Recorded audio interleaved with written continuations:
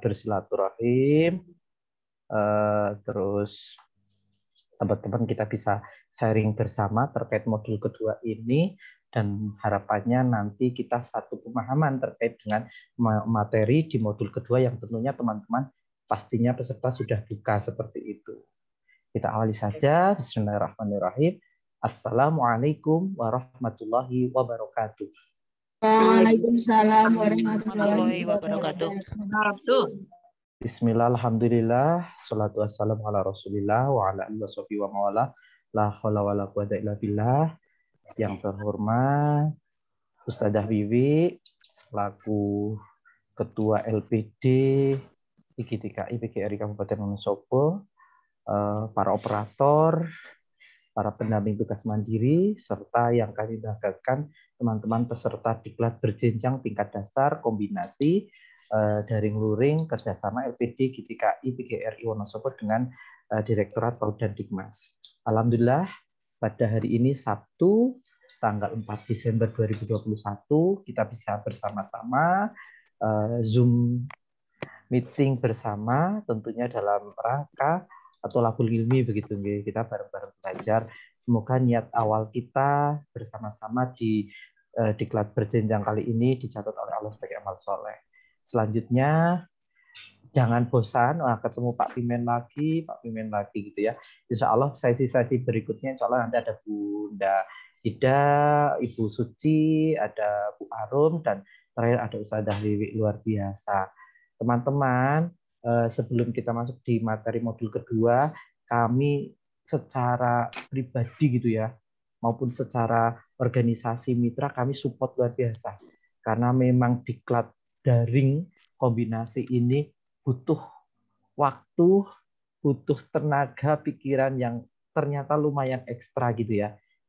Kita bayangin panitia aja sudah ribetnya sebegitunya gitu ya, mulai input data peserta, input narasumber, persiapannya macam-macam ini itu.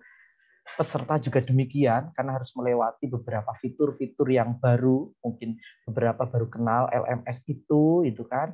Dan juga kami selaku yang diberikan amanah untuk sharing materi juga, saya kira setelah selesai gitu ya, oh ternyata benar Ustadzah Wiwi mengingatkan, Pak, teman-teman peserta sudah ngirim tugas, tolong dicek, dinilai. Subhanallah, ternyata luar biasa. Jadi mohon maaf barangkali nanti stressing, kita sering hiburan, sering guyon, sering sharing, nggak masalah. Yang penting tetap teman-teman tetap fokus begitu.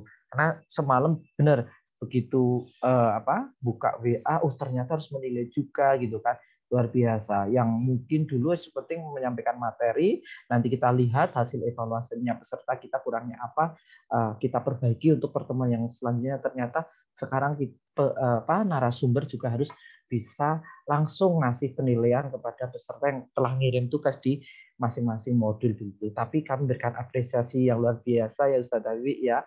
Notabene baru pada belajar lewat LMS ini, tapi hampir 90% berhasil. Sudah klik sampai ke penilaian dan macam-macamnya. Luar biasa. Meskipun beberapa masih ada yang kosong, it's okay. Tetap kami kasih nilai, kita apresiasi. Karena mungkin, berarti harus ngunduh ini dulu, copy, terus kirim. Ternyata ketika kami buka ada yang masih kosong, nggak masalah, tetap kami beri apresiasi. Teman-teman, baru 36 nggak masalah, mungkin yang lain juga lagi berusaha untuk join. Di sesi kedua ini adalah modul kedua ya, terkait dengan pertumbuhan dan perkembangan.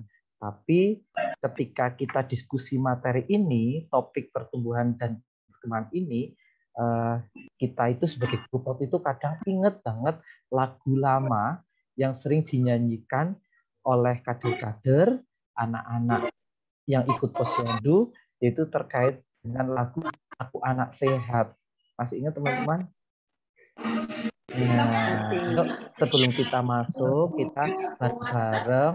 Nah, kita akan foto, boleh dinyalain, boleh memegang beberapa alat yang ada di depan teman-teman, mungkin pensil atau apa. Kita sambil historia. Kita sambil ingat-ingat masa kecil dulu ada kalau kita tatap muka itu ini gerakannya lucu sekali gitu ya. Lucu, bikin tidak ngantuk gitu ya. Aku anak sehat, tubuhku kuat gitu ya. Yuk coba bareng-bareng yuk. Boleh dinyalakin videonya sama mic-nya boleh. Yuk bareng-bareng yuk. Kumai, bagaimana siap Kumai?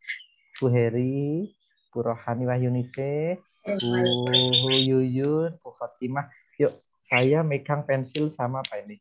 Sambil kita bunyi-bunyikan. Yuk, bareng-bareng yuk. Setunggal kali tiga. Aku anak sehat, satu tubuhku kuat, karena ibuku rajin dan cermat, semasa aku bayi, selalu diberi ASI, makanan bergizi, dan imunisasi. Berat badan perlu ditimbang selalu, posyandu menunggu setiap waktu. Bila diare ibu selalu waspada, pertolongan merawat selalu siap sedia. Tepuk tangan untuk kita semua. Insya Allah sudah nggak ngantuk ya. Insya Allah anak-anak kita sehat, sudah tidak ada yang diare, apalagi sekarang sudah gerakan jambanisasi bersih, sudah tidak ada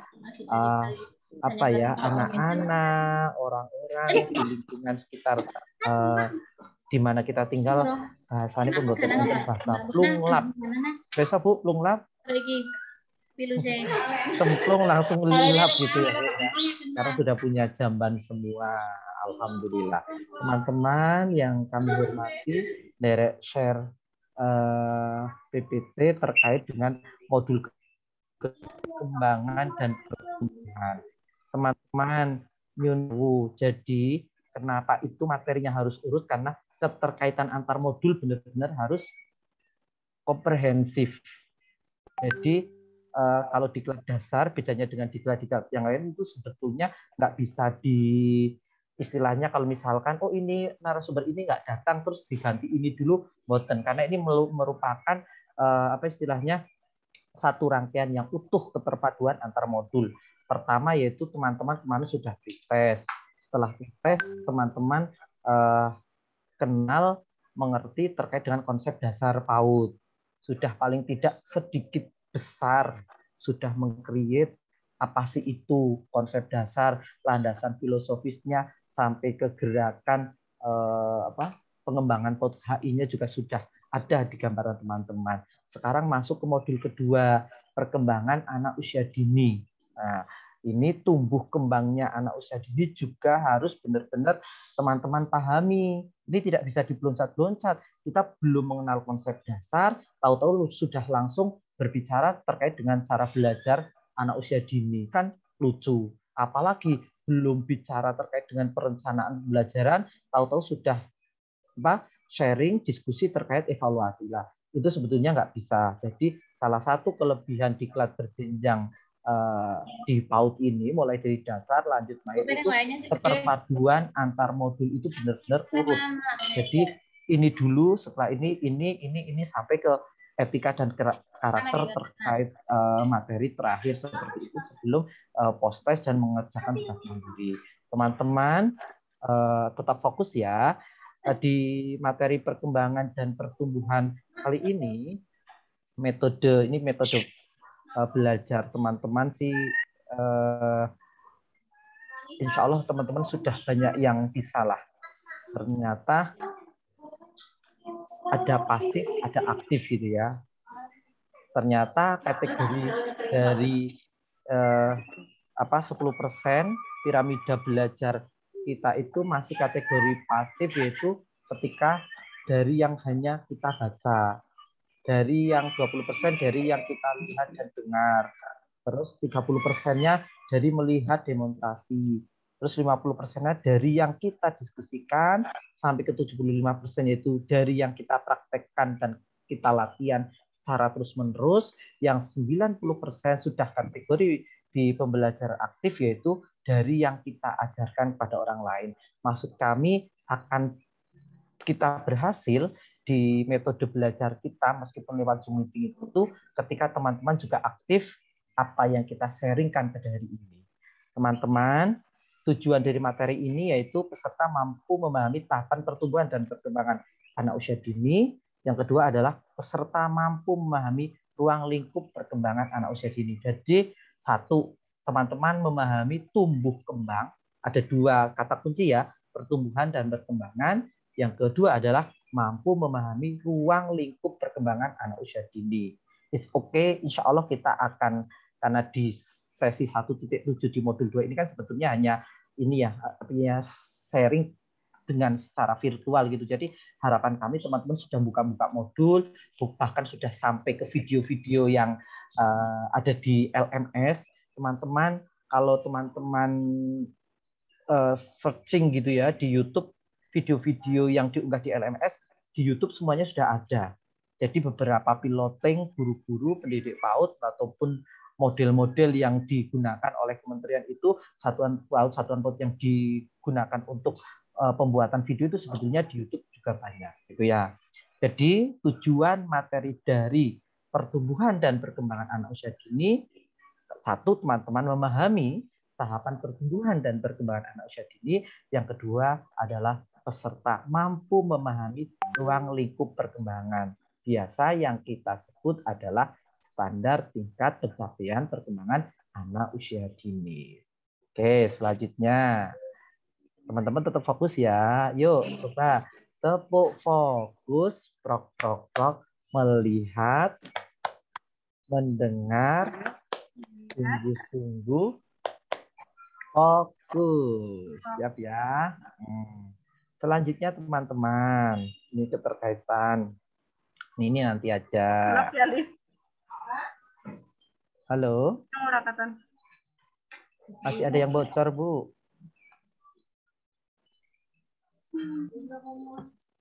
Oke.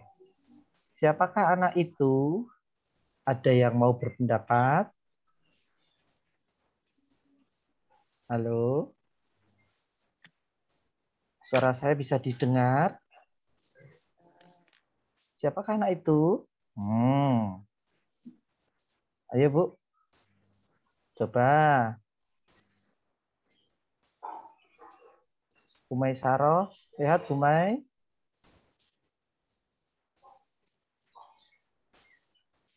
Yuk, tuliskan di chat. Siapakah anak itu? Anak itu? Ayo. Kita tunggu teman-teman yuk. Siapakah anak itu? Coba. Ada sudah 37 peserta, berarti masih ada teman-teman yang belum gabung ya. Peserta nggak apa-apa. Bagaimana, Bu? Ayo, keaktifan teman-teman kita tunggu. Anak adalah itu masih ada ungkapan anak adalah orang dewasa mini. Itu menurut teman-teman bagaimana? Tepat apa enggak?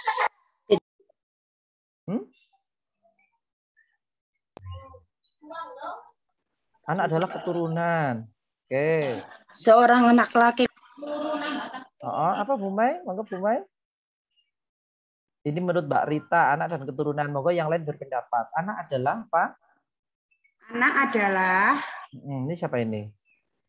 Bu Dwi Sugiarti. Oke, monggo Bu Dwi. Anak adalah apa, Bu? Adalah keturunan yang berjenis kelamin laki-laki atau perempuan yang belum dewasa. Terus kalau ada ungkapan anak adalah orang dewasa mini, guru PAUD apakah sepakat itu? Mini itu konotasinya kok kayaknya pripun ngeten nggih Pak. Kalau menurut saya kalau dikatakan mini gitu. Oh, mini cenderung kerdil gitu, Bu? Ya, kayaknya seperti itu. Oke, terus stunting gitu ya. Monggo yang lain, terima kasih Bu Dwi. Mau yang lain? Yuk, apa?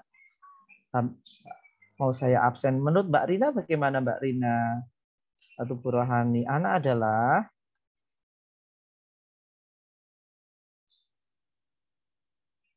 Ayo Mbak Rina.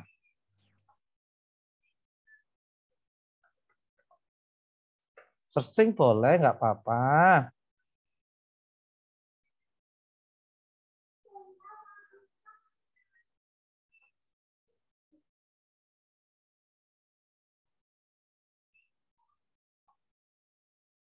Macam-macam ya. Halo, Bu Merita, menurut Bu Merita anak bagaimana Bu Merita? Menurut Bu Hendias Etika Resti, anak adalah seseorang yang berusia 0 sampai 18 tahun. Oke. Ini menurut undang-undang nih ya berarti ya. Monggo yang lain Bu Merita, anak bagaimana Bu Merita? Dapat tak ketik mawon. Sebenarnya sehingga Anak adalah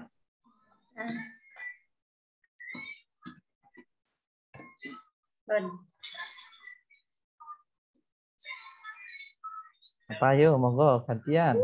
Yang lain, biar saya nggak sendiri. sehingga anak merasa nyaman.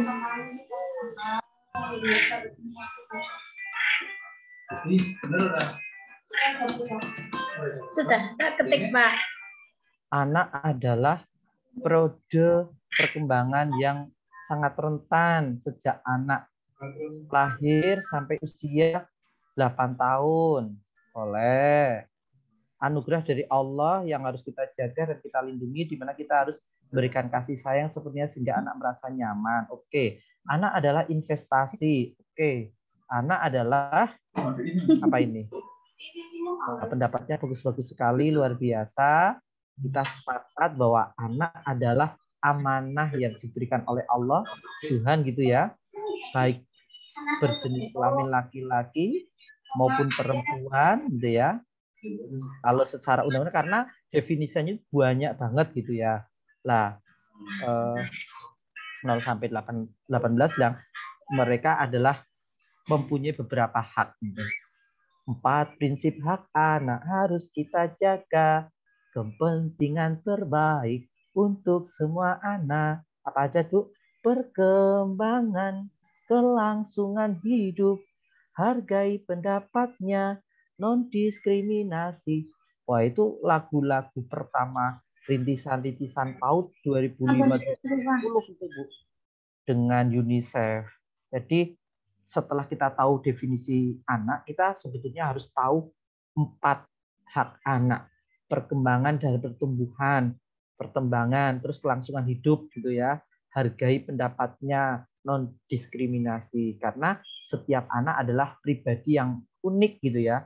Berarti anak bukan orang dewasa ini karena mereka masih proses tumbuh dan berkembang gitu. Oke ya. Kita lanjut. Selanjutnya, setelah kita definisi anak, selanjutnya adalah terkait dengan anak PAUD.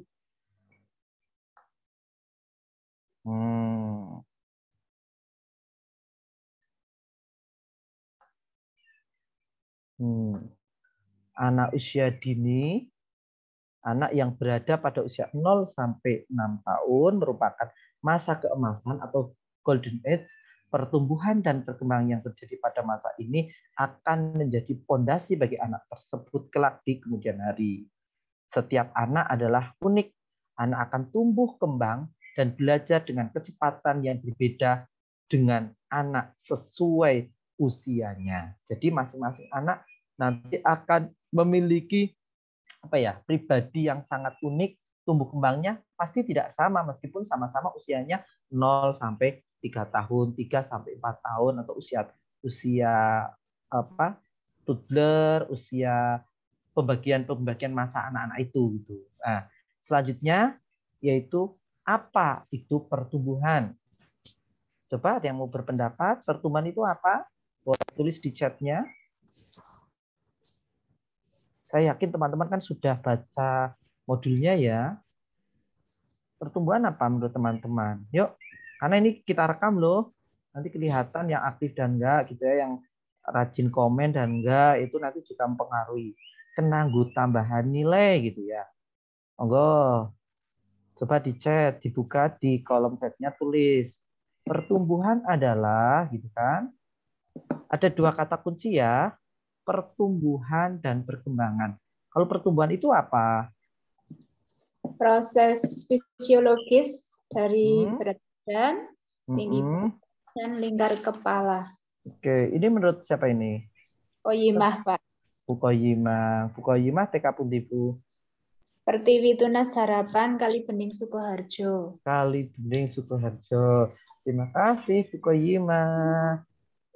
Bu Aika Reski. Pertumbuhan adalah perubahan ukuran seperti berat badan, tinggi badan, lingkar kepala, dan lain-lain. Oke. Yang lain masih sibuk dengan tugasnya atau masih sibuk dengan review modul-modulnya? Kita baru sampai modul 2, nggak usah gugup. Apa Pak, menurut Bu Ika? pertumbuhan adalah Mm-mm. perkembangan antara tumbuh kembang anak, antara tinggi badan, lingkar kepala, berat badan sesuai dengan usia. Sesuai dengan usia. Ada pertumbuhan, lingkar kepala, tinggi badan, berat badan sesuai dengan kelompok usia. Oke juga pendapatnya. Oke, yang lain boleh dimanfaatkan setnya menurut Mbak Rita. Saya Pak Limen. Oh, monggo Bu Saya Gita. Oke, monggo. Pertumbuhan adalah pengukuran secara kualitatif. Kualitatif atau kuantitatif ya? Yang meliputi ukuran tinggi badan, berat badan, dan lingkar kepala. Oke, Oh, yang bisa kualitatif. diukur itulah. Oh iya, Ya, kalau terima pertumbuhan kasih. itu cenderung cingis gitu ya Bu ya, ibaratnya Iya. kita nanam gitu Iya. ya. Nih, uswatun hasanah pertumbuhan adalah bertambahnya ukuran dan jumlah sel serta jaringan, berarti bertambahnya fisik dan struktur tubuh sebagian atau secara keseluruhan. Menurut Bu Dwi, pertumbuhan adalah perubahan bentuk fisik. Menurut Bu Furia, proses bertambahnya tinggi badan, berat badan, dan lingkar kepala. Pendapatnya, it's okay, semuanya bagus. Kita create-kan ke sini bersama-sama, yuk, bahwa pertumbuhan adalah perubahan dalam skala besar, meliputi jumlah, ukuran tubuh atau anggota tubuh. Pada hal ini yaitu pertumbuhan aspek fisik.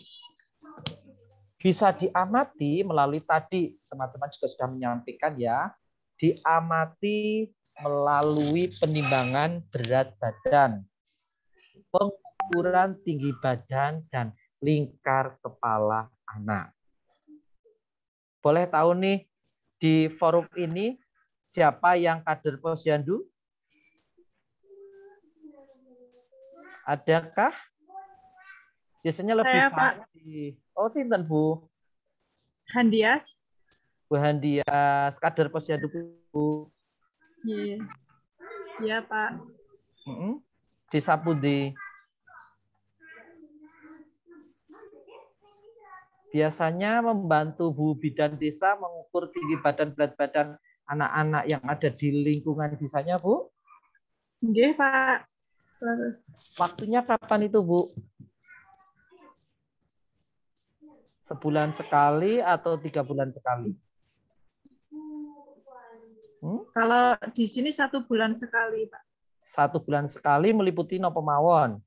Tinggi badan atau Tinggi hanya berat badan saja? Terus tinggi badan, berat badan. Kalau lingkar kepala mengukurnya 3 bulan sekali. Oke, masih tadi juga kami diskusi dengan beberapa ibu guru pos PAUD, ketemu gitu ya di review program PAUD HI, ternyata pendapatnya sama dengan Bu Dias tadi. Pak, kalau di Posyandu model yang integrasi dengan TK maupun pos-pos yang ada, kita itu yang ukur setiap bulan itu tinggi badan, berat badan. Tapi kalau lingkar kepala adalah 3 bulan sekali. Oke, sip. Luar biasa. Sampai sini ada yang mau ditanyakan? Kita lanjut dulu ya, teman-teman ya. Oke. Kita sepakat bahwa pertumbuhan adalah perubahan dalam skala besar. Di situ di dalamnya adalah jumlah, ukuran tubuh atau anggota tubuh. Biasanya yaitu diamati melalui penimbangan berat badan, pengukuran tinggi badan, dan lingkar kepala. pertumbuhan cenderung pada pertumbuhan aspek fisik. Itu yang bisa dilihat, diamati, tadi kata Bu Vita, secara lihat nyata gitu ya. Tuh. Oke, selanjutnya teman-teman, anak lahir umumnya memiliki berat antara 2-4 kilo. Jika perkembangannya normal, maka pada usia 5 bulan berat badannya harus sudah 2 kali lipat dari berat lahir. Dan pada usia 1 tahun beratnya mencapai 3 kali lipatnya. Artinya kalau anak lahir 3 kilo, berarti usia 5 bulan berat badannya akan yang normal berapa? 6 kan? Nah, kalau 1 tahun berarti 3 kali lipatnya gitu kan. Oke. Setelah itu rata-rata bertambahnya sekitar 2 kilo per tahun sampai usianya 6 tahun, yaitu usia PAUD, usia layanan PAUD. Karena sekarang peraturan Permendikbud ya, usia PAUD adalah 0 sampai 8 tahun. Pertumbuhan yang paling cepat terjadi pada bulan-bulan pertama kehidupannya. Setelah itu melambat. Dengan demikian, masa usia dini adalah periode yang sangat penting bagi pertumbuhan seorang anak. Apabila pertumbuhan pada masa ini tidak tercapai, maka akan sulit diperbaiki di kemudian hari. Teman-teman, kenapa sih ya sejak dulu pemerintah dalam hal ini lewat layanan-layanan yang ada di desa, posyandu, bidan desa, lewat satuan PAUD, benar-benar gencar bagaimana kita bisa melakukan pengecekan di DTK anak-anak kita, baik yang terlayani di posyandu maupun terlayani di satuan PAUD.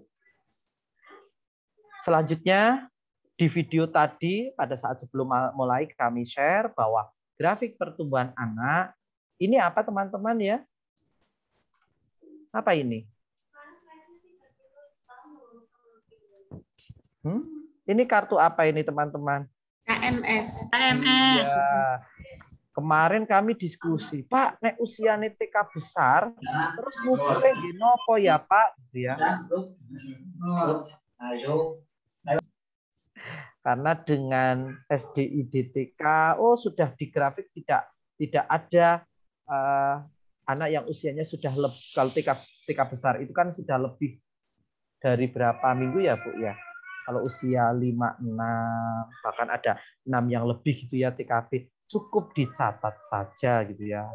Ini melihat grafik pertumbuhan anak lewat KMS yang ada, pasti setiap anak punya seperti itu. Terus selanjutnya,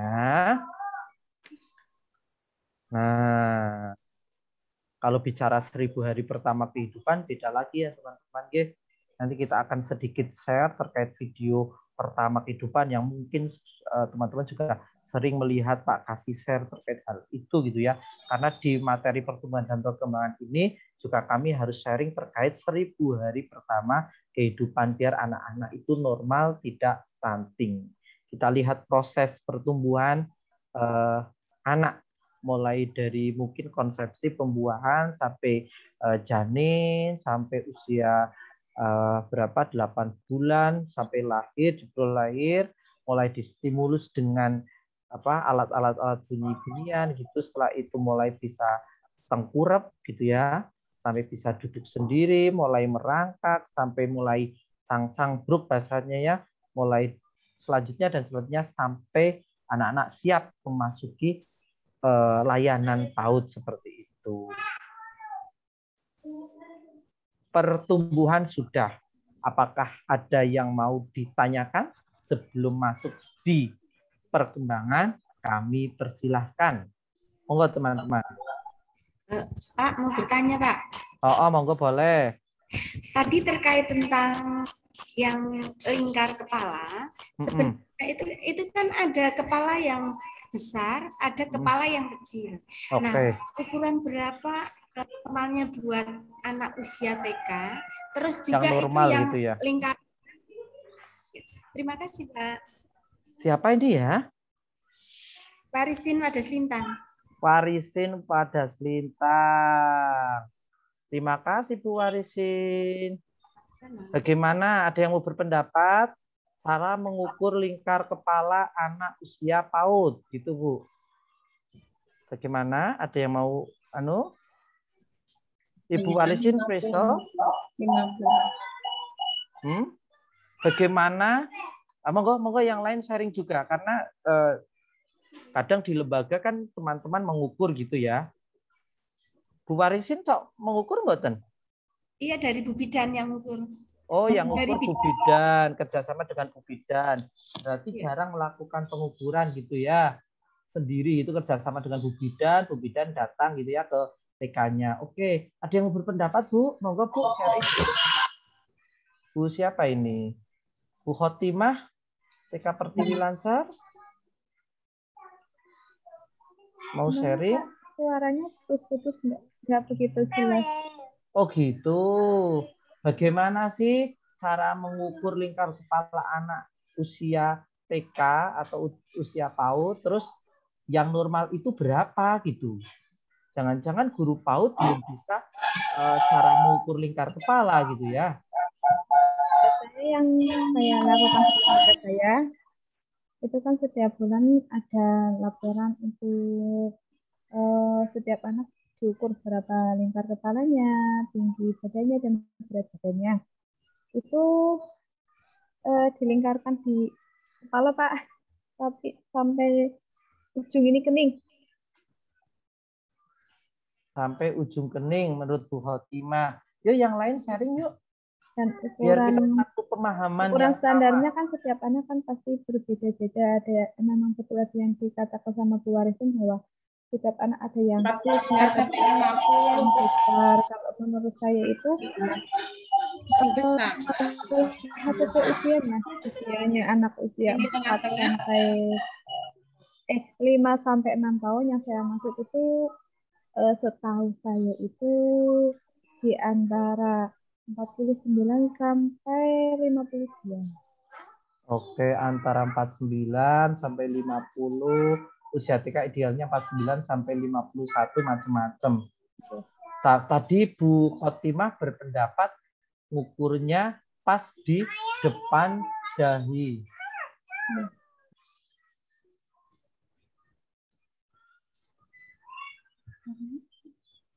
Hilang suaranya hilang, Pak. Ya, tadi Bu Khotimah berpendapat ngukurnya gitu ya, ngukurnya itu di depan dahi. Yang benar di depan dahi atau di samping pas? Halo teman-teman? Oh, gurunya saya. Saya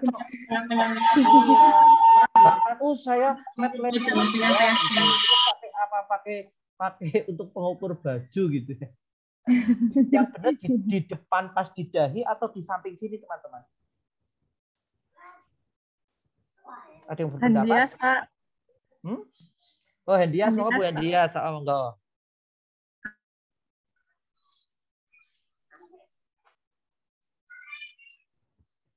Kok Bu Hendias kalau mau berpendapat?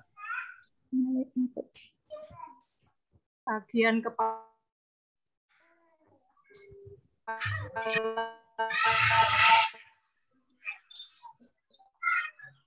Di mana, Mbak?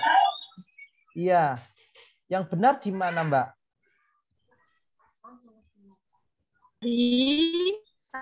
Di gimana? Yang benar itu ngukurnya di sebelah mana? Di depan dahi atau... Kalau yang setahu saya di depan dahi sampai bagian kepala belakang yang paling menonjol, setahu saya. Bagian belakang yang paling menonjol. Ternyata yang sering dilakukan oleh Ibu Bidan itu bahkan tidak hanya di depan itu ya teman-teman ya. Mohon dikasih masukan kalau saya salah. Kadang teman-teman ngukur gitu ya dari ini sampai ke samping gitu ya teman-teman ya. Pas di samping ini gitu. Tuh. Samping lah, ini ada yang berpendapat satu sana samping. Soalnya kami pernah dampingi pas ada Ibu Bidan gitu ya, melihat oh ternyata nggak di tengah toh, saya kira kan di sini pertama gitu ya, oh ternyata samping gitu, lebih akuratnya gitu lah. Oke, Oke. Kita lanjut ya teman-teman ya.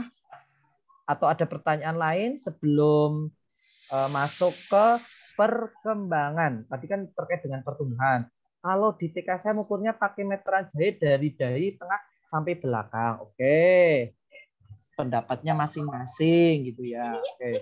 Sama, yang penting guru PAUD itu melakukan pengukuran. Jangan sampai lawes lah paling yang ngono-ngono wae. Tidak, karena kita masih butuh menstimulus mereka gitu biar tumbuh kembang dengan maksimal. Oke, kita lanjut. Kita lanjut. Mau tanya dulu, Pak. Oh, boleh, silahkan. Kan di sekolah saya ada usianya sudah 6 tahun kemarin November. Nah, tapi lingkar kepalanya itu 46, Pak. Laki-laki.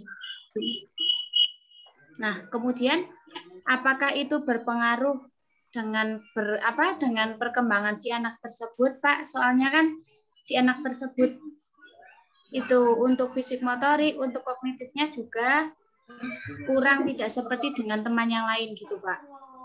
Apakah memang berpengaruh besar atau gimana? Terima kasih.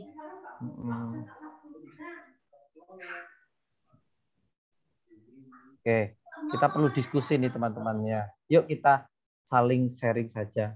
Bagaimana sih pengaruhnya kalau misalkan usia 6 tahun kok ukuran lingkar kepalanya masih sekitar usia berapa? 4 atau 6 tahun gitu ya. Nah itu teman-teman, menurut beberapa referensi yang kami baca, bahwa semakin usianya, semakin besar lingkar kepalanya, nyun sewu bukan kategori yang hidrosepalus bukan ya, masih kategori normal, semakin anak biasanya usianya bertambah, lingkar kepalanya biasanya bertambah seperti itu. Nanti berpengaruh juga pada daya pikir mereka. Karena apa? Otomatis otaknya gitu ya, otaknya juga akan berbeda begitu teman-teman.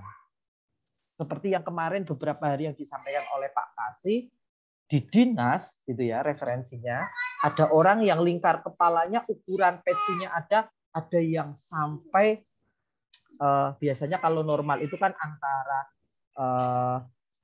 misalkan usia 30-40 gitulah.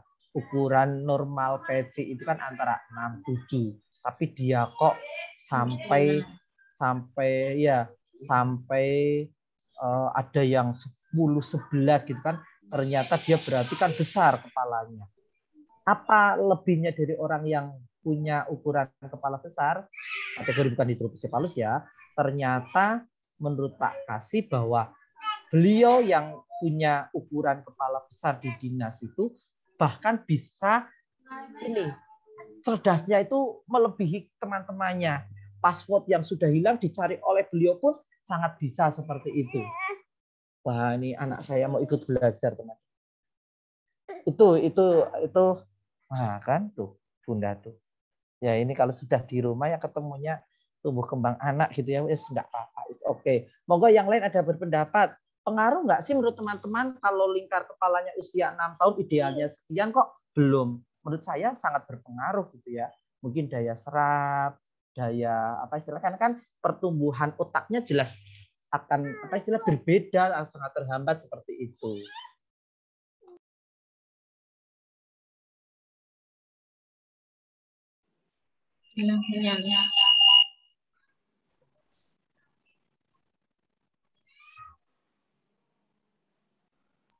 Monggo ada pertanyaan lagi sebelum kita lanjut ke perkembangan. Masih di pertumbuhan. Intinya kalau saya itu sejak awal merintis nek tumbuh ada kaitannya dengan fisik gitu ya, bisa diukur. Ibaratnya kita nanam jagung itu cingise gue keton gitu, itulah tumbuh.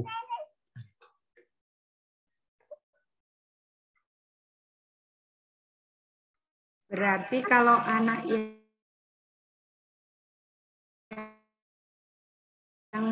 mempunyai pasti kecerdasannya lebih dari yang lain ya Pak? Idealnya. Tapi tidak pasti kan, Pak? Nah, iya, itu kan tergantung bagaimana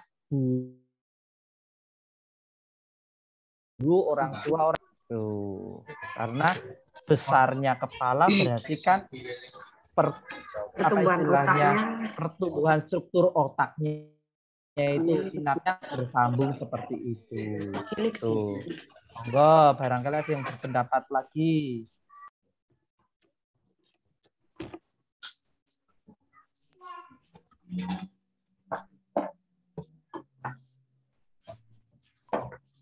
Suaranya agak putus-putus ternyata ya. Semoga stabil terus. Monggo, kita lanjut. Sharing, Pak. Oh, monggo boleh. Halo Bu Ini Julia, dari TK, monggo. Ya, dari TK Asalam mau tanya. Okay. Itu antara perbedaannya mengukur lingkar kepala yang ke depan sama yang ke samping itu apa perbedaannya gitu? Apa bedanya gitu? Apakah harus tadinya kan setahu saya di depan kepala ya. Nah, ternyata dari samping. Nah, itu apa perbedaannya? Itu aja. Bu Zuhria saking TK Asalam. TK Asalam niku pundi, Bu? Kalibawang. Oh, Kalibawang. Oh, TK Asalam. Karangsambung. Iya. TK Karangsambung. Yo, barangkali ada yang mau berpendapat. Bu Zuhria tanya nih. Apa ada perbedaan yang signifikan ketika ngukur lingkar kepala yang letaknya di depan dengan yang di samping? Monggo.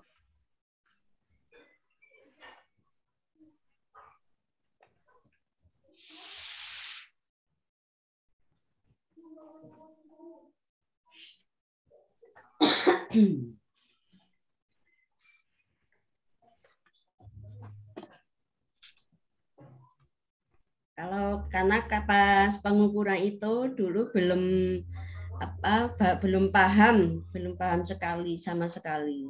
Karena dari puskesmas belum ada pengarahan gitu. Oh, berarti penting ya. Iya. Penting kita diskusi terkait dengan pertumbuhan lingkar kepala yang dilakukan oleh guru-guru PAUD gitu ya.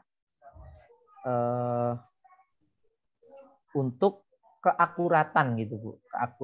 Akurasi ya, akurat. Oh, ternyata ngukur di depan itu dengan di samping beda. Kenapa di samping? Karena lebih akurat gitu, Bu. Biasanya kan kalau istilahnya tidak hanya sekedar di nonongnya gitu ya, Bu ya. Yeah. Tapi di samping gitu. Lebih akurat. Monggo yang lain yang mau berpendapat boleh. Sambil cari referensi yang lain. Barangkali Ustadzah Wiwi punya referensi lebih, Ustadzah Wiwi. Kita kan sering nih ngukur guru-guru ya.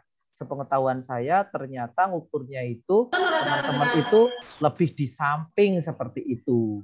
Tidak di dahinya depan itu bukan gitu. Tingkat akuratnya bagaimana ini gitu. Loh, pertanyaan dari Bu Zuhria bagus sekali. Saya barusan mencoba, Pak. Ternyata kok sama saja ya, Pak, hasilnya. Oh, sama saja. Diukur di depan ataupun lewat belakang itu sama saja. Dari depan, maksudnya ukurnya di depan atau di samping. Itu sama saja. Oke. Ketemunya ukurannya sama saja. Oh, ukur sinten Bu Putra nih, Bu.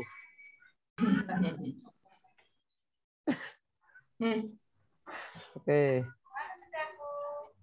berarti tidak berpengaruh ya depan sama samping? Tidak berarti, Pak. Oh ya, makasih. Yang penting yang diukur kepalanya sama. Hasilnya anak satu. Iya, nah itu iya. Saya Monggo. Kalau yang pernah saya lihat memang dari Bu Bidan yang pernah mengukur itu memang dari arah samping yang di atas telinga itu. Memang ketika kami tanyakan juga memang katanya lebih akurat. Dan ketika memang mencoba yang dari depan dengan beberapa anak mungkin ada selisih sedikit untuk ukuran itu. Mungkin jadi lebih akurat tadi yang disampaikan oleh Ustadz spesimen kalau memang lebih akuratnya di samping. Meskipun kadang kita tadi ibunya sudah mencoba diukur yang depan sama samping sama, tetapi ketika kita mengukur dengan beberapa anak, mungkin kan menceng popripun itu jadi bisa saja terjadi selisih ukuran itu. Itu pendapat saya ketika saya melihat Bu Bidan yang mengukur untuk anak-anak itu. Terima kasih. Cara mengukur lingkar kepala yang akurat gitu Bu. Searchingnya ternyata memang lebih disaranin samping, karena kalau bahasane wong Jawa kan kadang ana sing baduke nonong gitu ya. Yun sewu gitu kan. Ya. Lingkar kepala diukur dengan pita ukur yang tidak elastis. Melingkar dari bagian atas alis melewati bagian atas telinga sampai bagian paling menonjol di belakang kepala. Ada berpendapatnya seperti itu. Dengan rata-rata gitu kan. Artinya ukurannya juga istilahnya punya rata-rata, artinya lebih akuratnya, paling menonjolnya di mana gitu kan. Kita lihat ternyata memang lebih banyak kalau sarannya Bu Bidan itu di samping, lebih akuratnya di situ, seperti itu teman-temannya. Oke, kita lanjut karena waktunya juga terus berjalan, kita masuk di mampir Bunda.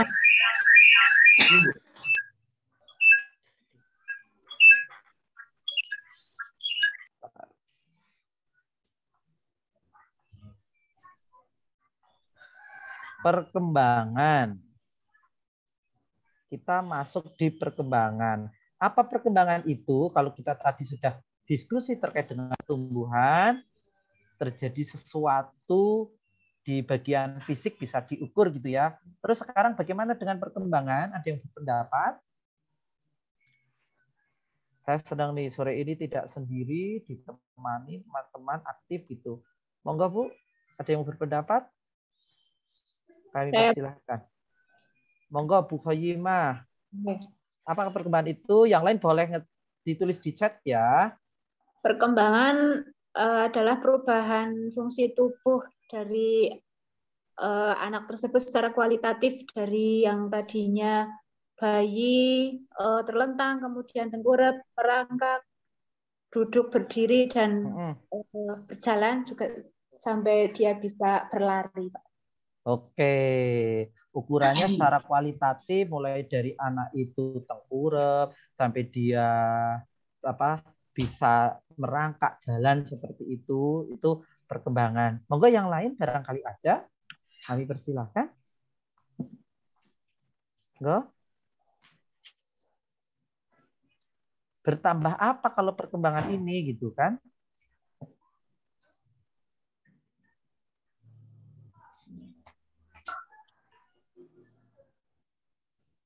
Ya Bu, tadi ada loh di videonya, kalau menyimak di awal terkait dengan video yang ada di modul juga gitu ya. Teman-teman sudah buka belum? Sudah Pak. Sudah. Perkembangan adalah proses menuju kedewasaan menurut Bu Marni. Monggo menurut yang lain seperti apa perkembangan itu? Perkembangan yaitu perubahan yang dimulai dari dalam rahim, Pak, di sepanjang waktu kehidupan. Perubahan yang terjadi sejak masih dalam rahim gitu ya, Bu ya. Tapi lebih spesifik lagi, spesifik ke topik kita, sharing kita saat ini adalah perkembangan yang terjadi pada anak usia PAUD gitu ya. Oke, perkembangan terjadi selama kita hidup. Yuk, coba kita buka bersama.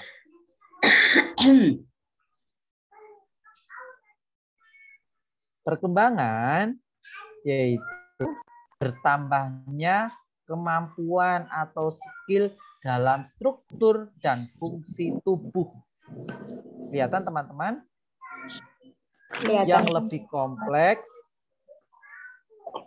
Perkembangan itu macam-macam. Sing mau niru bisa merangkak, sing mau niru bisa berbunyi, belum bisa bersuara dan macam-macamnya. Itu yaitu struktur dan fungsi tubuh yang lebih kompleks dalam pola yang aturan dan dapat diramalkan sebagai hasil dari proses pematangan diri seorang anak.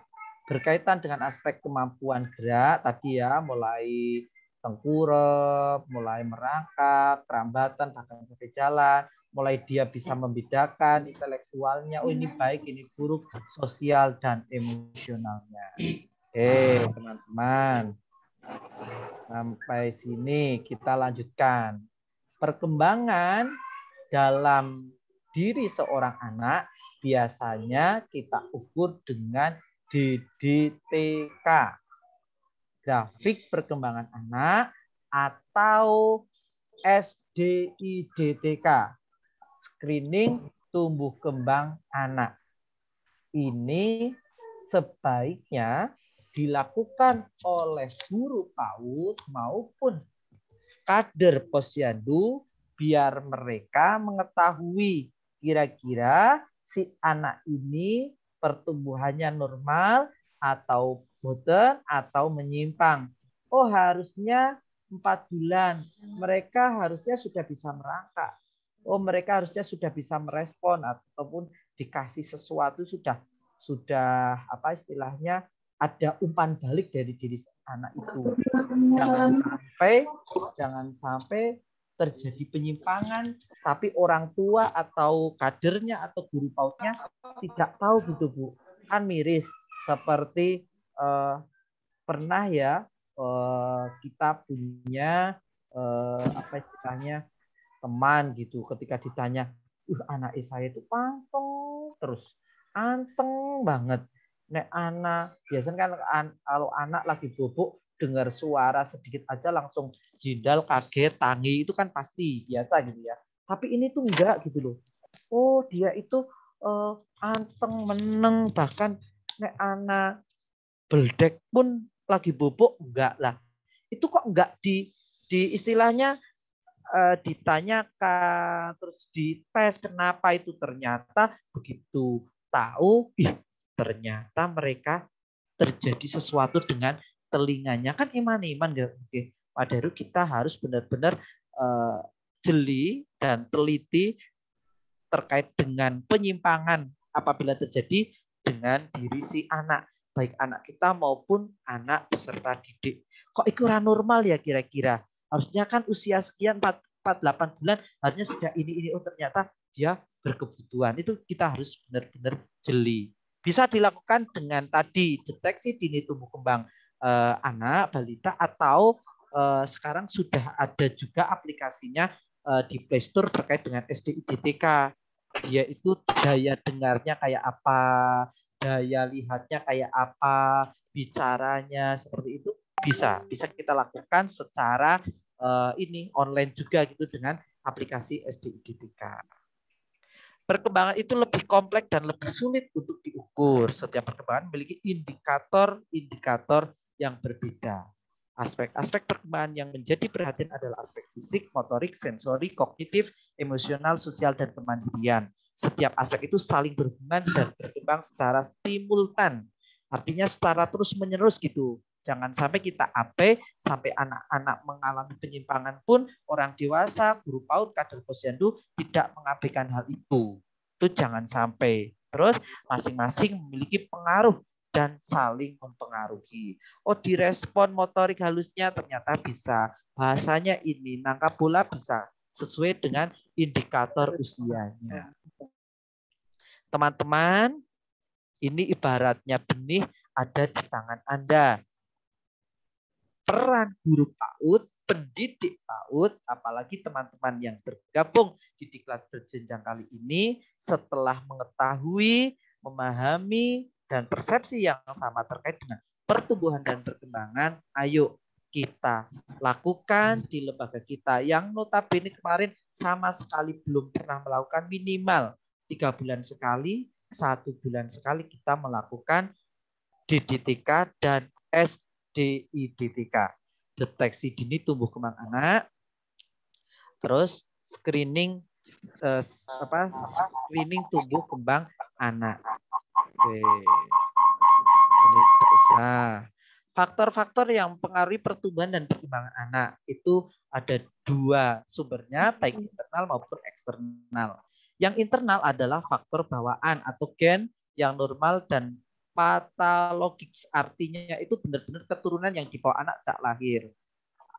Terus faktor internal lagi yang mempengaruhi pertumbuhan dan perkembangan adalah proses kehamilan. Selama ibu hamil, bagaimana nutrisinya, dia hamil kategori kek apa mboten, asupannya seperti apa, sering stres nopo mboten gitu, berpengaruh terhadap pertumbuhan dan perkembangan anak. Terus terkait dengan faktor eksternal juga berpengaruh terkait asupan gizi. Kenapa kita anak-anak PAUD harus kita beri gizi yang cukup, ada program isi piringku, di PAUD juga ada program pemberian makanan sehat, seperti itu harus kita lakukan dalam rangka apa? Biar anak-anak PAUD, anak-anak kita semua, mereka terstimulus tumbuh kembangnya. Terus faktor eksternalnya juga penyakit yang dideritanya, dia mempunyai penyakit enggak gitu kan? Ada nih anak-anak kecil langsung terdeteksi, wah ini apa Bu, sering banget anak Wonosobo itu ini itu flek gitu ya, wah harus melakukan minum obat ini dan itu. Dulu awal-awal saya di PAUD itu kan ngajar di SD juga, kadang ada kegiatan pesantren Ramadan itu ada wali murid yang kadang nitipi direct obat. Ya Allah, luar biasa ternyata ya. Begitu anak sudah indikasinya kok ini apa flek gitu ya atau TB gitu, tidak boleh obatnya sampai lupa gitu. Ternyata naudzubillah, ternyata sangat rentan teman-teman, karena ibunya anak-anak juga apa di situ gitu ya, apa buruhnya. Jadi Wonosobo memang sangat rentan terkait dengan paru-paru, TBC seperti itu. Jadi benar-benar harus asupannya harus sehat, ventilasinya yang cukup, jendelanya sering dibuka dan macam-macamnya itu. Karena kan dingin juga Wonosobo, harus sering ada sirkulasi udara yang masuk. Terus faktor yang sangat berpengaruh lagi terkait dengan pertumbuhan dan perkembangan anak adalah kualitas pengasuhan. Kualitas pengasuhannya juga yang di door lower, ya otomatis pertumbuhan dan perkembangannya berbeda dengan yang terstimulus dengan baik, punya quality time-nya di keluarga, tindak lanjut dari sekolah juga tetap dilakukan, stimulusnya juga tetap gitu kan. Mereka tumbuh kasih sayangnya dengan baik, pasti anaknya akan tumbuh kembang dengan baik. Yang terakhir dari faktor eksternalnya adalah kondisi lingkungan. Kondisinya lingkungan sangat-sangat berpengaruh. Bahkan dalam salah satu slide-nya para mentor parenting itu biasanya ketika membuat anak baik butuh satu kampung gitu kan. Ya berpengaruh juga lingkungan gitu kan. Tapi kalau membuat anak jelek tidak usah satu orang. Sediakan gadget, sediakan yang tidak sesuai itu pasti akan mempengaruhi kondisi anak itu. Oke, sampai sini ada yang mau ditanyakan atau sharing? Kami persilakan teman-teman. Sebelum nanti setelah ini kita akan main dulu biar teman-teman itu tidak ngantuk. Wah Pak Pimentok gitu teman-teman nanti akhirnya ngantuk gitu ya. Sebelum masuk kita ke perkembangan, melihat perkembangan anak di abad 21 ini. Yo. Ada yang mau berpendapat boten teman-teman?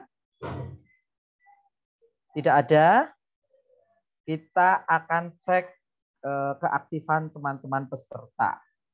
Kita main game yuk, di chat, tulis di chatnya. Ini teman-teman mainnya. Maaf. Ini. Latihan aktif chat. Tuliskan nama teman kita yang ada di Zoom meeting ini dengan syarat nama orang tersebut sama dengan kita minimal 2 hurufnya. Yuk coba. Saya tak lihat. Jadi coba tulis di chatnya adalah nama teman kita yang ada di Zoom ini, karena sudah rename masing-masing gitu kan, yang minimal mempunyai 2 huruf yang sama dengan kita. Yuk cepet-cepetan siapa? Merita sama dengan siapa? Yuk. Merita dengan siapa gitu dong? Rita ada, Pak. Bu Rita ada, Pak. Oh, Rita. Walah, malah pas ini ya. Merita dengan Rita. Uswatun hasanah dengan siapa? Kuria. Dengan uswatun hasanah. Wah, loro ya uswatunnya ya? Iya. Monggo yang lain. Ada minimal 2, syukur bisa 3. Oh, ternyata sama-sama mempunyai EOI gitu kan. Khotimah dengan Khoyimah. Surahmi dengan Sumarni.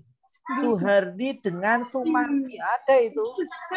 ANI-nya gitu kan. Kuria dengan Khoyatul Hasanah, Pak. Khoyatul Hasanah dengan siapa? Kuria ya ditulis, Bu. Oh, ditulis. Biarsi dengan Warisin. Ini apanya yang sama ini? Biarsi dan Warisin. Sama-sama punya AI. Baru AI ya, minimal 2. Oke, siap, boleh. Vita dan Fitri. Sama-sama fit gitu ya. Sama-sama fit, Vita dan Fitri. Herdi dan Herdian, Heri. Wah, ini luar biasa itu. Herdi, Herdian, Heri. Sama-sama punya H, punya E, punya I. Punya R. Khuriyah dan Khoyimah. Oke. Khotimah dan Fajriyah. AH punya AH, punya I gitu kan. Oke. Surahmi dan siapa? Siti, nek otak moderator ti.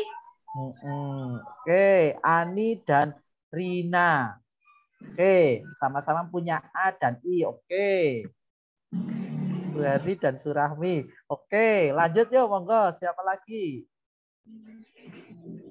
Wah, ternyata cepet juga teman-teman ya. Oke. Kita lanjut. Wah, waktunya terus berjalan. Kita lanjut. Oke, nah sebelum kita lanjutkan di sesi berikutnya. Kita lanjut teman-teman. Ini setelah kita mengetahui faktor internal dan eksternal yang mempengaruhi tumbuh dan berkembangnya anak usia dini, sekarang kita berbicara terkait dengan karakteristik perkembangan anak usia dini abad 21. Mereka mempunyai pola tingkah laku yang unik. Mereka berpikir konkret, berjiwa petualang, memiliki rasa ingin tahu yang besar, kan? Belajar melalui indranya, senang berfantasi dan berimajinasi, energik dan selalu ingin bergerak, emosi yang selalu berubah-ubah, masa egosentris, dan anak eranya sekarang itu imitasinya itu tinggi. Bahkan kemarin saya itu maksud ketika ditanya anak saya, kan biasa kita diskusi harus tertib ada macam-macamnya. Oh, ternyata ayah itu harus cari uang. Cari uangnya di mana? Cari uangnya itu ya di sekolah. Ya coba ditunjukin kalau cari uangnya di sekolahannya genduk itu di mana Tante lihat katanya. Kan lucu banget ya Bu ya. Kadang di luar nalar kita gitu. Ini beberapa karakteristik anak PAUD di abad 21. Sekarang itu apa istilahnya bukan anak milenial, bukan, sekarang sudah ke apa lewat milenial kan. Sekarang anak-anak yang usia dini generasi apa ya kesekian lah, alpha atau pokoknya anak-anak sekarang itu luar biasa tingkah lakunya, berjiwa petualangan, bahkan mereka itu ada yang asik dengan dunianya sendiri gitu ya. Kalau sampai kita lena mereka dengan gawe terus ya akan lost gitu kan iman-iman. Kebutuhan dasar untuk tumbuh kembang optimal. Fisik biologis, kasih sayang, stimulasi ini pasti seringlah kita lakukan. Stimulus tidak hanya kita, tentunya orang tua gitu juga harusnya bisa memberikan kebutuhan-kebutuhan dari anak-anak usia PAUD terkait dengan tumbuh kembangnya. Tahap perkembangan anak ini ada usia 0 sampai 3 bulan, ini ada di STTPA ya. Kalau dulu kita ada 6 aspek perkembangan anak usia dini, sekarang 5 aspek perkembangan usia dini. Tapi rapot yang lembar penilaian peserta didik ya, rapotnya yang kita berikan kita masih pakai yang 6 lingkup perkembangan anak usia dini, mulai dari nilai agama, moral, kognitif, bahasa, fisik, motorik, sosial, emosional, dan seni. Ini juga teman-teman sudah fasih sekali cara menstimulus atau merangsang anak usia dini dalam aspek perkembangan juga tentunya teman-teman seringlah melakukan kegiatan main dan di situ ada indikator dari 6 aspek perkembangan. Memberikan pengalaman langsung, ini STPPA, teman-teman juga pastinya sering melakukan hal itu gitu ya teman-teman ya. Oke. Kita lihat sekilas ya terkait video perkembangan janin ini. Mbak Evi, waktunya masih Mbak Evi? Halo Mbak Evi? Ustazah Evi, waktu saya sampai jam berapa Mbak? Masih ya?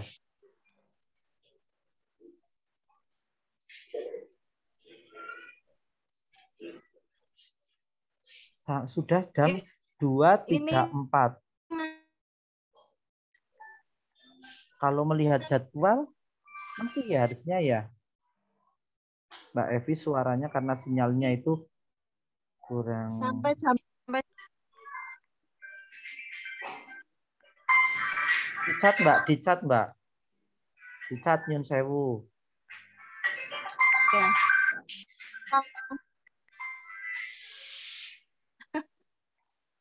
Yang sering lihat biar semakin meng-create gitu ya teman-teman ya. Sudah terlihat belum teman-teman? Sudah terlihat belum? Sudah terlihat videonya teman-teman? Belum, Pak. Oh, belum. Bentar. Oke, yang biasa lihat masih. Belum, oh, ternyata Pak. Udah ya, udah lihat ya.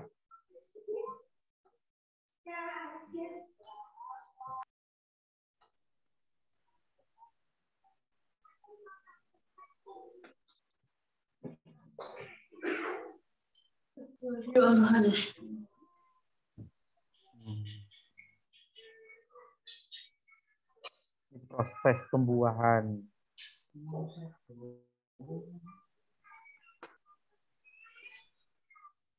Bertemunya sel sperma gitu ya. Itu luar biasa.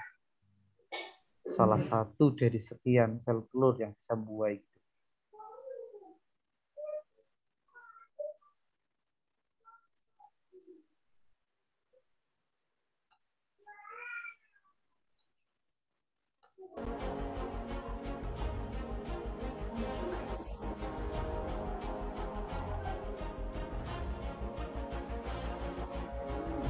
Jadi embrio.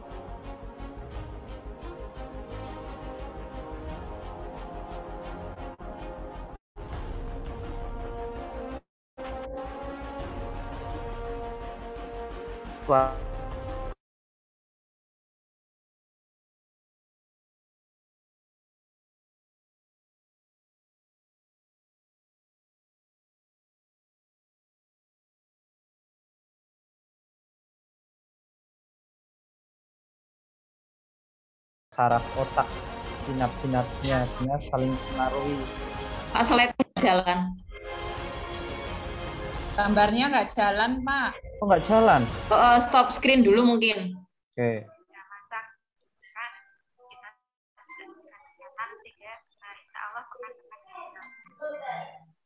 Amin, amin ya rabbal alamin.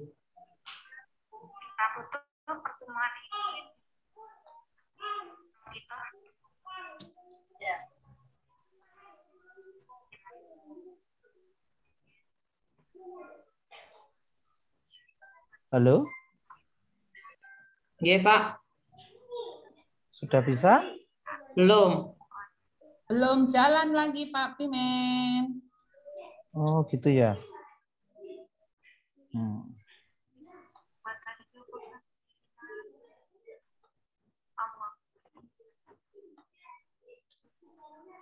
Ternyata Umay ini ya.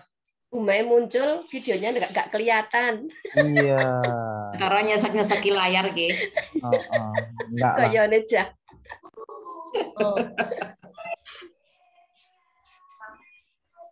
Ini video proses pembuahan, insya Allah teman-teman sudah paham lah ya.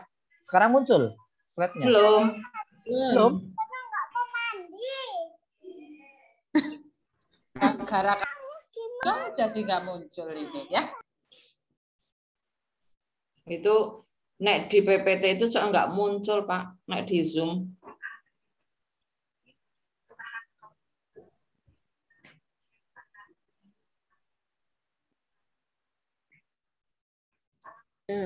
Munculnya PPT-nya. Waalaikumsalam warahmatullahi wabarakatuh. Matur nuwun semuanya. Sampai ketemu Sabtu depan ya. Oke. Mohon izin nutup layar dulu ya. Assalamualaikum. Apa kue? Salam. Saya enggak bisa, Bu. Nggih. Nggih. Nggih, saya tutup dulu. Saya ini selalu makan banyak.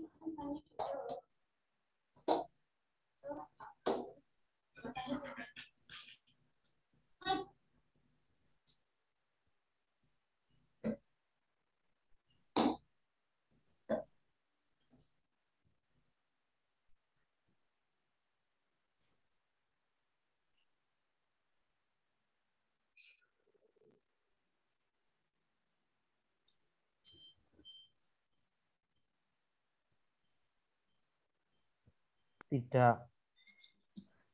Nah, ini ya, jadi bisa kita lihat sesuai perkembangan anak berdasarkan dari waktu perkembangan anak itu mereka ada percaya tidak percaya. Kadang anak-anak kan seperti itu. Ada sing pol pede nih, anak sing pol mindere, malu-malu, ragu gitu kan. Ada yang merasa takut-takut salah, takut-takut ini. Pasti anak ada seperti itu. Jadi bagaimana kita menstimulus mereka semua aspek perkembangannya, baik motorik halus maupun motorik kasarnya.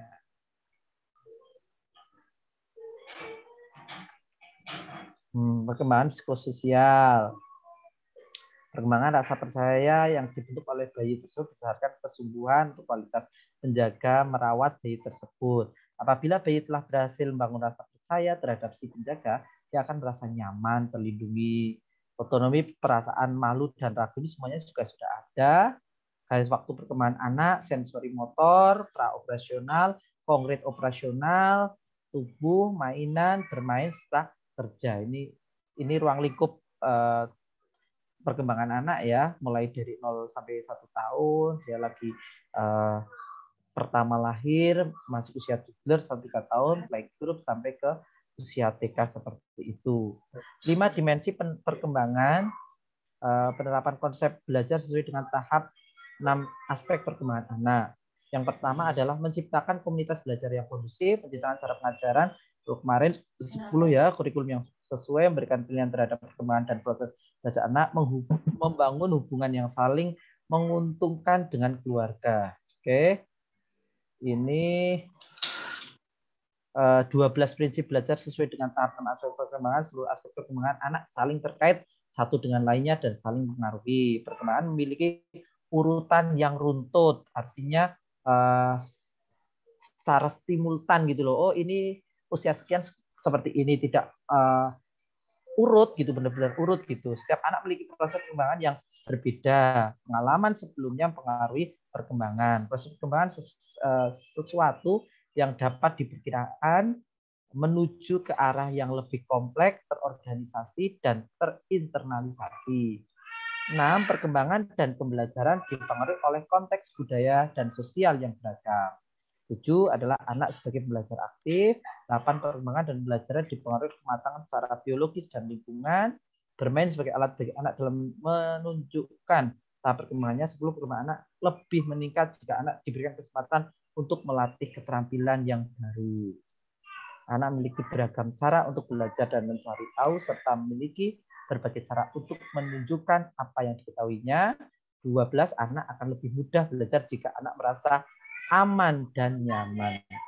Teman-teman, ini bagian dari tonggak perkembangan dan macam-macamnya. Saya kira teman-teman juga bisa lihat di modulnya gitu ya. Selanjutnya kita akan lanjut ke sharing saja. Begitu teman-teman terkait dengan sharing materi tumbuh kembang pada sesi kali ini. Karena melihat waktu, kalau saya bacakan terkait tumbuh kembang ini pasti sangat-sangat menjenuhkan. Karena usia sekian indikatornya seperti ini, pertumbuhannya seperti ini, teman-teman bisa lihat di modul maupun di STTPA-nya. Demikian teman-teman, suara saya bisa didengar? Bisa, Pak. Sinyalnya agak terus ya. Monggo Mbak Evi, kami persilahkan lanjut ke sharing atau bagaimana? Ini masih ada sekitar 15 menit.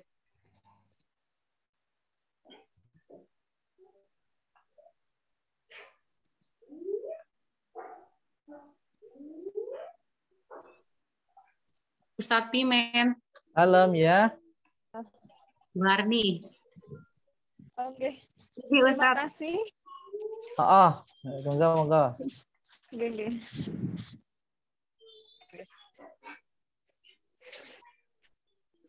Oke. Ini siapa dulu? Bu Evi dulu, nanti Mas bisa. Iya. Boleh silakan. Ini masih ada sesi tanya jawab nama betul nggih? Monggo dilanjutkan kalau masih ada yang mau di-sharingkan.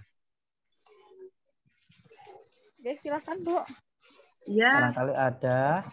Ini mohon maaf, sinyalnya tidak begitu support, jadi nipil kamera hidup suaranya kadang berbet-berbet gitu.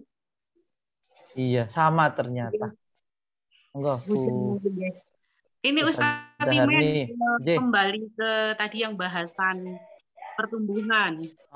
Iya, monggo Bu. Dengan lingkar kepala atau apa namanya volume otak nggih. Saya baca di beberapa referensi, mungkin ini nanti bisa dibuktikan dan ternyata keliru. Sekaligus juga kalau ada yang keliru berjamaah gitu bisa kita belajar bareng-bareng lagi gitu nggih. Betul nggih ya. Terkait dengan apa namanya ukuran lingkar kepala antara kalau kita kan spesifikasinya di usia 4 sampai 6 tahun nggih. Betul ya. Yang kita layani. Nggih 48,5 sampai 51. Nah, di luar itu di luar ukuran itu berarti kan dimungkinkan ada gangguan nggih. Baik itu penyakit seperti hidrosefalus atau mikrosefalus gitu. Nah, sementara tadi kan Ustadz Pimen mencontohkan yang cerita ada salah seorang yang ada di dinas kabupaten itu nggih, yang kepalanya besar ternyata lebih pintar gitu. Dan tadi kan jadi ada banyak pertanyaan, apakah kemudian orang-orang dengan otak atau dengan ukuran kepala yang lebih besar, misalnya kalau anak-anak kita nih yang ukurannya 49, kan ada yang 49, ada yang 5, ya, betul. Apakah yang 49 ini jauh tidak lebih pandai dari yang 51 gitu? Tadi saya sambil nyari-nyari, ternyata katanya tidak gitu. Jadi yang penting sudah di angka normal itu, maka insya Allah kecenderungan gangguan tidak jadi minimal begitu. Tetapi untuk kemudian diterka sebagai orang dengan kecerdasan yang lebih, manakala otaknya lingkar kepalanya itu lebih besar, itu belum tentu. Karena lingkar kepala yang besar itu berarti menandakan volume otaknya besar. Sementara tidak semua orang cerdas itu artinya gini, ada juga orang yang mungkin 41 tapi dia lebih cerdas dari yang 48 atau 49 tapi dia lebih cerdas dari 51, karena bisa jadi dia otaknya kapasitasnya itu lebih padat begitu. Jadi referensinya seperti itu. Jadi intinya yang penting aman pada angka 48,5 sampai 51. Ngeten Ustadz Pimen. Terima kasih sekali. Alhamdulillah. Tadi Ustadzah Harni itu sinyalnya masih kurang bersahabat ya. Jadi alhamdulillah ini semakin meng-create. Jadi tadi mohon maaf ada yang lupa gitu ya. Ternyata tadi begitu ketika stimulus tumbuh kembangnya bagus, apalagi sinap-sinapnya otak juga akan bersambung gitu ya. Meskipun secara volume itu sama-sama berapa tadi dicontohkan misalkan di angka 41 berapa tadi Ustazah ini 48 atau berapa itu 48,5 ternyata ada yang lebih, ternyata sama-sama 48, ada bahkan mungkin lebih cerdas 48, tadi struktur otaknya yang lebih padat, sinapnya itu nyambung. Oh ternyata anak connect-nya cepat gitu ya Bu ya, istilahnya gitu. Maka dari itu ini sih sharing saja nih teman-teman. Kemarin kami kan punya anak 2, punya peserta didik 2 gitu ya. Alhamdulillah sekarang tinggal 1. Artinya yang 1 alhamdulillah sudah tertangani dengan baik gitu. Begitu kita sharing kepada teman kami yang memang menangani anak berkebutuhan khusus gitu ya. Ternyata beberapa anak yang mempunyai perilaku agak menyimpang, baru agak saja, belum menyimpang. Ketika anak-anak agak menyimpang kok beda gitu dengan pada anak standar usianya itu, ternyata memang lebih bagus istilahnya dicek secara ini EQ-nya gitu Bu.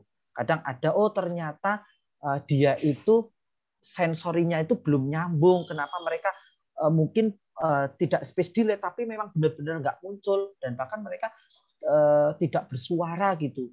Bukan berarti mereka tunawicara, enggak, cuma karena tidak terstimulus, artinya konektornya ibaratnya gitu ya belum nyambung gitu. Itu sharingnya kita seperti coba Pak dicek saja secara EQ, terus nanti terapis-terapisnya yang harus dilakukan seperti ini, ternyata kok manjur juga itu teman-teman. Karena kan kita mau tidak mau, apalagi sekarang gerakan istilahnya gerakannya Wonosobo di Dinas Pendidikan juga benar-benar kita sekolah umum juga tidak boleh menolak anak yang berkebutuhan, kecuali memang istilahnya disutuli dan macam-macam. Tapi kalau anak kategori hanya sekedar space delay atau autis dan lain masih bisa ditangani di sekolah formal pun disarankan kita tidak boleh menolaknya, tetap kita terima gitu. Tapi memang harus kita kasih tahu orang tuanya, guru yang akan mendampinginya seperti itu. Jadi kesimpulannya tadi bagus sekali yang disampaikan Ustazah Herni, bahwa struktur otaknya sama-sama ukurannya, ada yang lebih jeda juga karena tadi otaknya padat, sinapnya bersambung seperti itu. Barangkali ada yang sharing lagi teman-teman sebelum kita akan Ustadz, saya tanya Oh Bu Mei, monggo Bu Mei. Apa yang harus stimulasi apa yang harus dilakukan manakala anak usia 5 sampai 6 tahun tetapi dia belum bisa melatih keseimbangan pada motorik kasarnya, tapi motorik halusnya dia sudah bisa. Oh gitu. Barangkali ada yang mau sharing juga nih pengalaman di layanan PAUD-nya gitu ya. Oh ternyata motoriknya bagus, tapi motorik kasarnya itu istilahnya masih belum kesentuh dengan baik gitu ya Bu Mei. Ya, betul. Padahal usia berapa itu Bu Mei?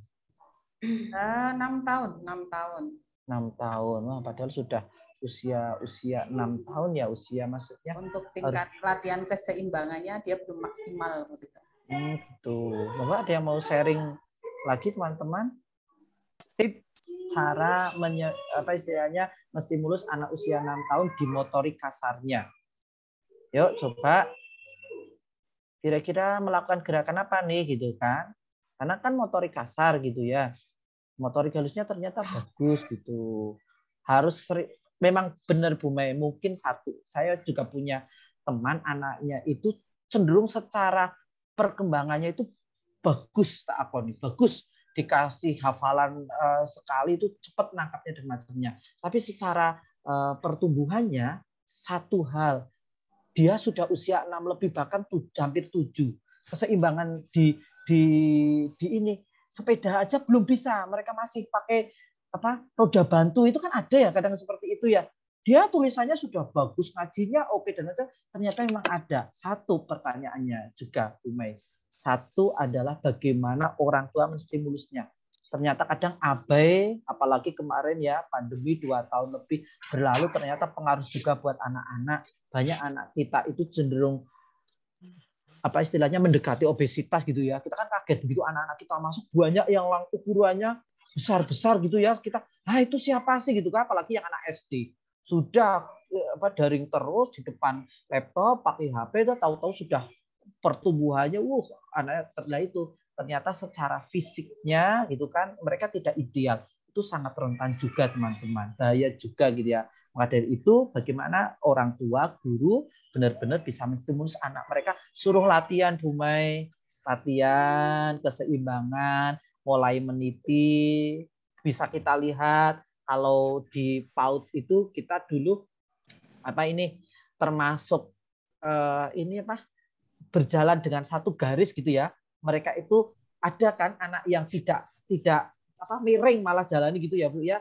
Kami punya anak usia TKP juga eye kontaknya enggak gitu, ketika suruh meniti satu papan tiap-tiap itu ya memang dia repotnya juga ada. Jadi tetap kita latih Bu Mai di motorik kasarnya, mulai dari hal-hal meniti yang sederhana sampai ke kompleks, mungkin dengan mainan-mainan API luar, kalau mungkin lagi dengan sering menggerakkan motorik kasarnya, tangan, kakinya, syukur yang secara menstimulus berbarengan, oh ternyata kakinya harus gerak seperti ini, kakinya seperti ini, dengan bersepeda atau berlatih ya Bu, berarti ya kalau di kami ada itu ya spektrum warna gitu kan, ternyata cepat menstimulus anak untuk biar melatih keseimbangan secara fisiknya.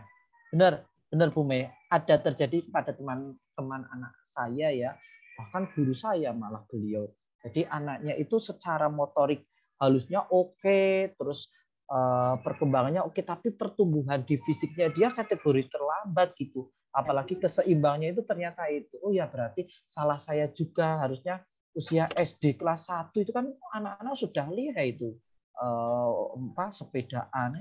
Ternyata memang kurang maksimal menstimulusnya pada usia-usia perkembangan di PAUD-nya gitu, seperti itu. Nek terjadi keterlambatan seperti itu, terus apa yang harus kita lakukan? Sementara kondisi pandemi seperti saat ini, kita akan mengurangi kegiatan yang sifatnya fisik di luar ya. Kita sebenarnya ingin menstimulasi ya.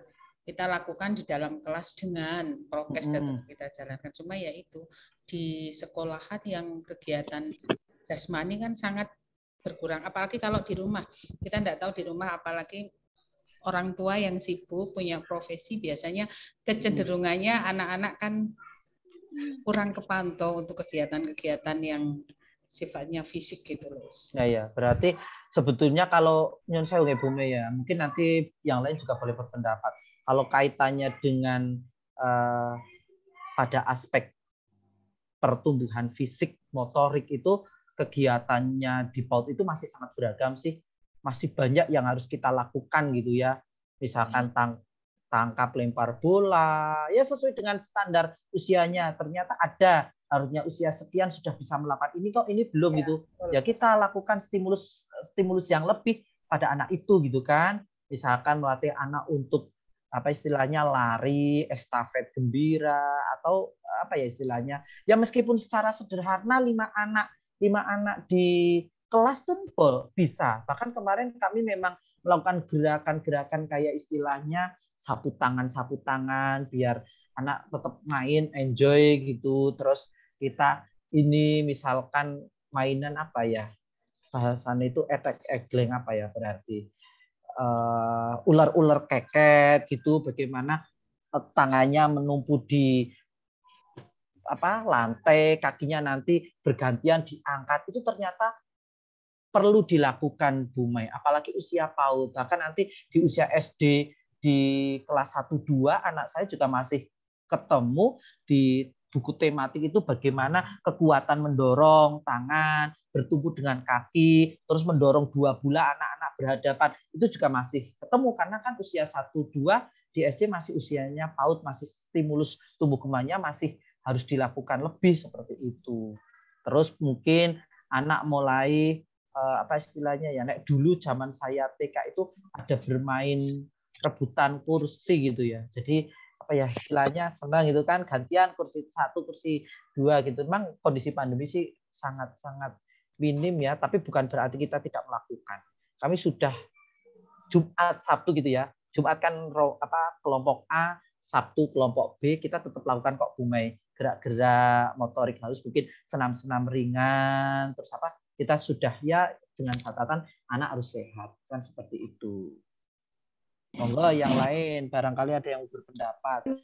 Menstimulus yang lebih di fisik fisik motoriknya Bu Mei harus lebih. Karena kan usianya misalkan usia 6 tahun harusnya sudah seperti ini, misalkan dia bisa lempar tangkap bola, dia bisa meniti dia bisa melompat berbagai macam papan titian dan macamnya, harusnya kan itu ternyata harusnya bisa engklek saja dia belum bisa engklek ya gitu kan, itu berarti kan sangat semoga dulu pada saat lahir tidak kategori yang ya Bu Maya. Artinya kan tadi faktor internal eksternalnya kan kita harus tahu ya. Jangan-jangan faktor internalnya juga dulu pada saat lahir perlu ditanyakan itu Bu Mai. Bawaannya sejak lahir seperti apa gitu kan. Bahkan kami dulu pernah punya anak hidrosefalus Ustazah Harni. Alhamdulillah istilahnya kita juga sampaikan pada teman-teman untuk kegiatan ini Ananda ini belum boleh melakukan. Loh kenapa Us gitu kan? Alhamdulillah karena pakai jilbab jadi selangnya ketutupan. Jadi selama di PAUD dia itu masih terapi terus ke Semarang pada saat itu.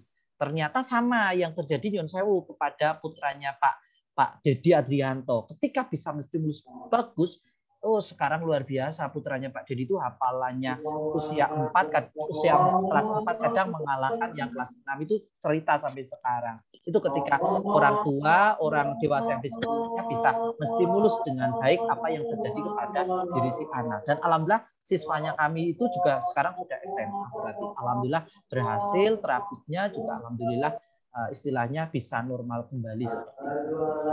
Ya Bu Mei, jadi coba ditanyakan mungkin faktor internalnya dulu ketika bawaan lahir seperti apa. Alhamdulillah. Ya Bu Warisin pada sekitar ampun adzan nggih. Nggih sampun. Alhamdulillah. Monggo yang lain ada yang mau disampaikan lagi belum? Ini ada pertanyaan. Tanya Us. Ini sebentar. Tadi ada yang tanya kok materinya bagaimana belum selesai Pak. Kuis modul 2 agak membingungkan Pak. Terima kasih. Yuk nanti kita belajar bersama. Monggo. Terkait perkembangan Us. Ya, tadi disampaikan bahwa untuk perkembangan itu harus secara runtut nggih. Nah, ketika ada anak yang tidak melalui perkembangan, contoh katakanlah ada anak yang dari tengkurap terus duduk. Dia tidak melalui perkembangan merangkak terus berdiri. Itu apakah nantinya akan mempengaruhi perkembangan selanjutnya? Tidak, Us. Itu saja. Terima kasih.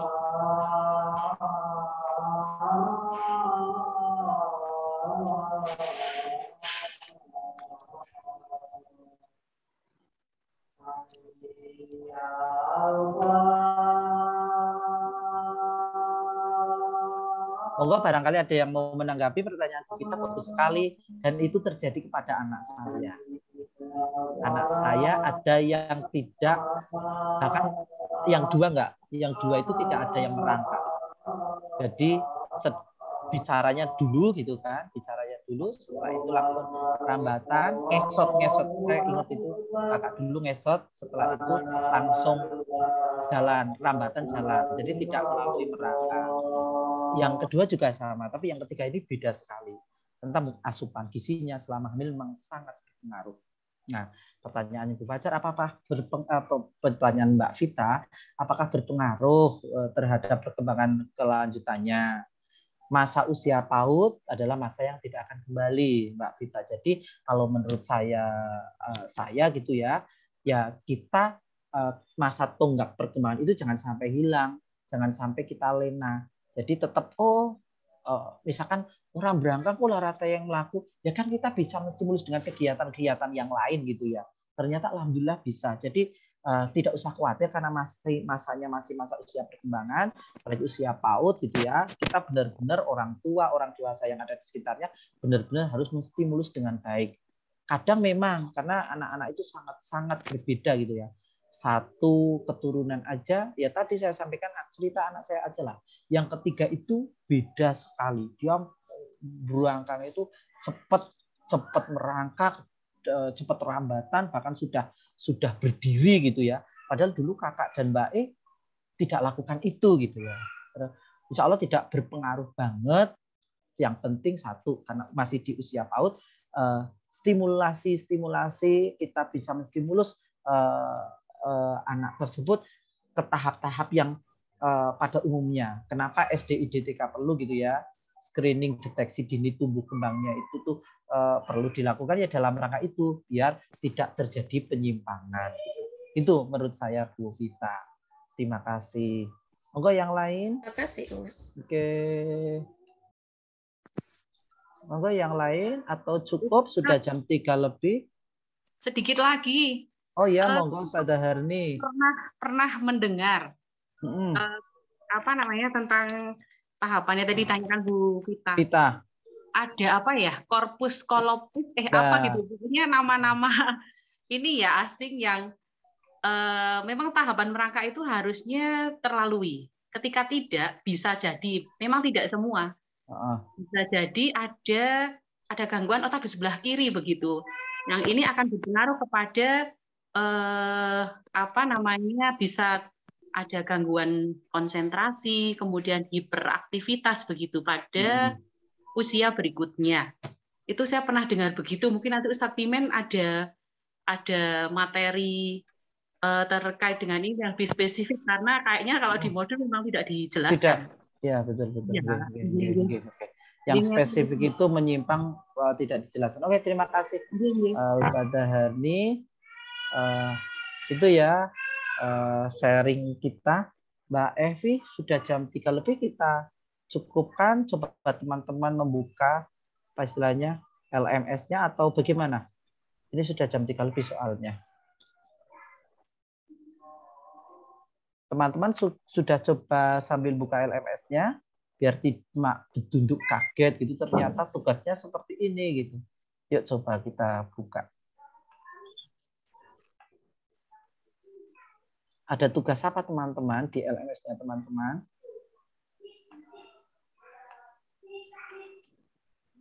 Atau mau ada pertanyaan lagi kami persilahkan.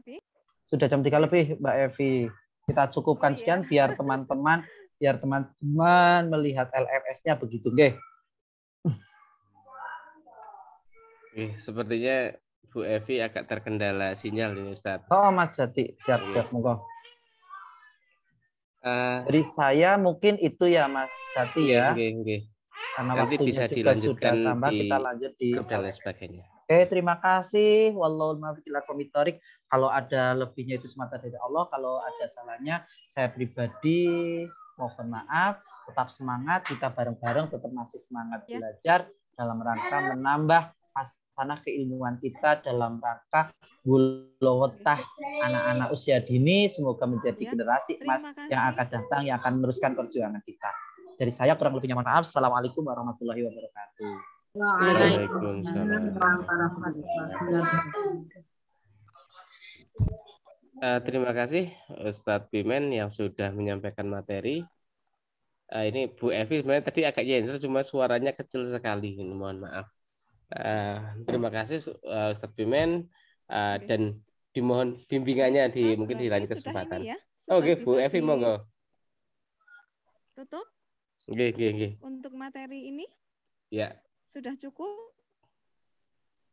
Mungkin nanti kalau ada pertanyaan lain bisa japri langsung mungkin ya.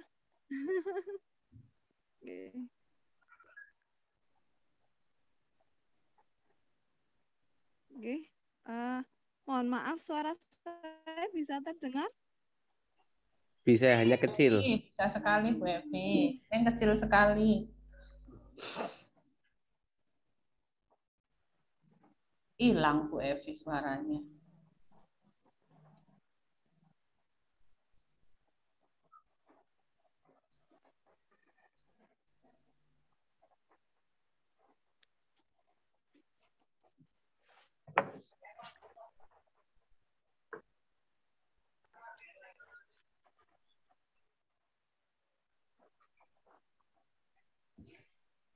Oke, sepertinya hilang lagi Bu Evi.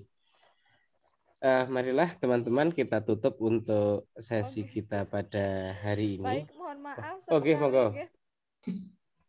Bapak Ibu semuanya, ini Qadarullah sinyalnya sangat tidak mendukung. Mohon maaf sekali. Baik, Bapak Ibu, alhamdulillah penyampaian materi sudah selesai. Jazakumullah khairan katsir untuk Ustadz Pimen atas ilmunya. Semoga bermanfaat untuk kita semuanya. Untuk ibu-ibu semuanya bisa dilanjut mengerjakan tugas berikutnya. Sampai jumpa kembali besok, insya Allah. Semoga kita semuanya diberi kesehatan dan Allah selalu memudahkan urusan kita. Saya sebagai moderator mohon maaf atas segala kekurangan. Astagfirullahaladzim. Wassalamualaikum warahmatullahi wabarakatuh. Waalaikumsalam warahmatullahi wabarakatuh. Monggo teman-teman untuk LMS-nya dilanjutkan dan insya Allah kayaknya untuk mulai ya ini kayaknya sudah tidak ada kendala lagi, sudah mulai lanyah Ibu. Oke, monggo nanti bisa dikerjakan. Ada tambahan Bu Ari? Bu Wiwi mungkin ada hal yang akan disampaikan?